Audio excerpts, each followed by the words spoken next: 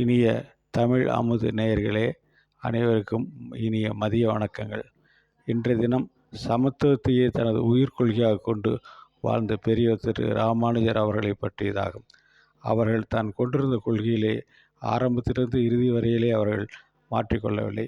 தனது பெற்றோர்களை ஆரம்பத்தில் குருவாக கொண்டிருந்த அவர், பின்னாலே அவருடைய தகப்பனார் இருந்ததற்கு பின்னாலே அவர் தன்னுடைய தந்தைக்கு இழந்த பிறகு தாயார் அவரை திருக்கட்சி நம்பிகள் என்ற வைணவ பெரியாரிடம் அழைத்து சென்று இவனை தங்களுடைய சீடனாக வைத்து அவனுக்கு நல்ல கல்வியை கற்றுத்தாருங்கள் என்று சொன்ன பொழுது, அந்த திருக்கட்சி நம்பிகள் அவர்கள், நான் அந்தணன் அல்ல, நான் உயர்குடி பிறந்தவனும் அல்ல, எனவே நான் அவருக்கு ராமானுஜருக்கு பாடம் சொல்ல எனக்கு தகுதி இல்லை என்று மறுத்தார்.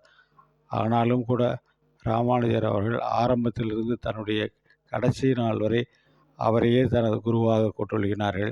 தன்னுடைய மனைவியார் சரியாக தன்னுடைய சமத்துவ கொள்கைக்கு மாறாக நடந்து கொள்வதனால் அந்த திருக்கட்சி நம்பிகளிடம் அனுமதி பெற்று அவர் துறவரத்தை மேற்கொண்டார்கள்.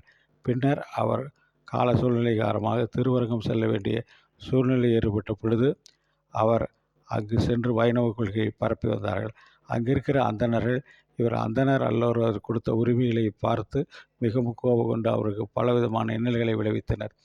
அவர் அங்கிருந்து புறப்பட்டு அவர் நேராக அந்த நகரினுடைய வெளிப்புற பகுதியில் ஒரு சோலை அமைத்து கொண்டு அவர்கள் தன்னுடைய வைணவ கொள்கையை பரப்பி வந்தார்கள்.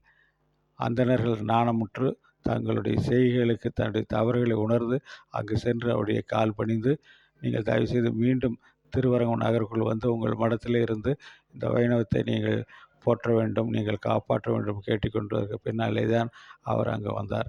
அவருடைய அந்த சூழ்நிலையிலே அவர் கொண்டிருந்த கொள்கை அதில் எந்த விதமான நிலையிலும் வலுவாது இருந்து அதை மீறும் சீரும் சிறப்புமாக வைணவத்தை ஆண்டு வந்தார்கள். எனவே இப்படிப்பட்ட மகானானவர் அந்த பாரதியார் சொல்லை பிரகாரம், ஜாதிகள் இல்லை அடி பாப்பா, உயர்ச்சி சொல்லல் பாவம் என்று அந்த நேரத்திலே சொன்னதை அப்படியே தனது கொள்கையாக கொண்டு வந்தார்கள். அவருடைய இந்த கொள்கையை பின்பற்றுவதற்கு பலரும் அவருக்கு உதவி புரிந்தார்கள்.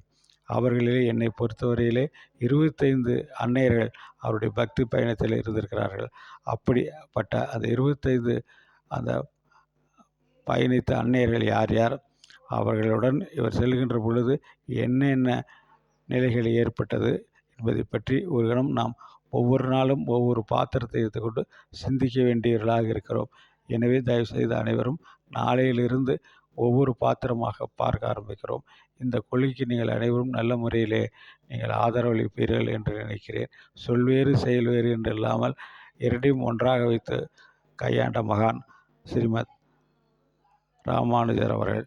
அவருடைய இருந்த கொள்கைக்கு எவ்வளவு இடர்பாடுகள் வந்தது, அதையெல்லாம் எவ்வாறு தவிர்த்தார் என்பதை பற்றி நாம் இங்கே சிந்திக்க இருக்கிறோம்.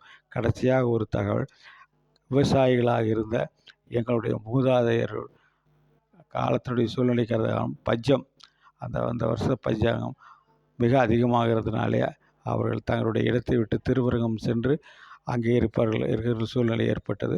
அப்பொழுது அந்த அம்மையார் அவர்கள் அந்த மடத்திற்கு சென்று அவர்களாகவே அந்த மடத்திற்கு சுத்தம் செய்வது போன்ற செயல்களெல்லாம் ஆற்றி வந்தார்கள்.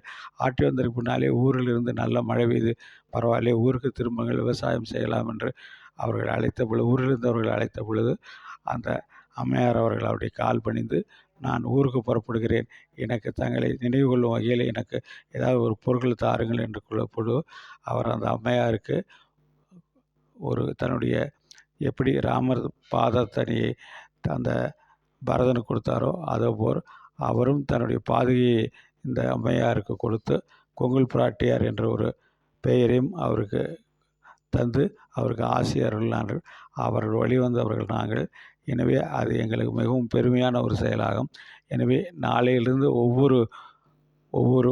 ஒரு பாத்திரமாக 25 அன்னையர்களை பற்றி பார்க்க இருக்கிறோம். இதற்கு தாங்கள் ஆதரவு நல்குமாறு அன்புடன் கேட்டுக்கொள்கிறோம். நன்றி, வணக்கம்.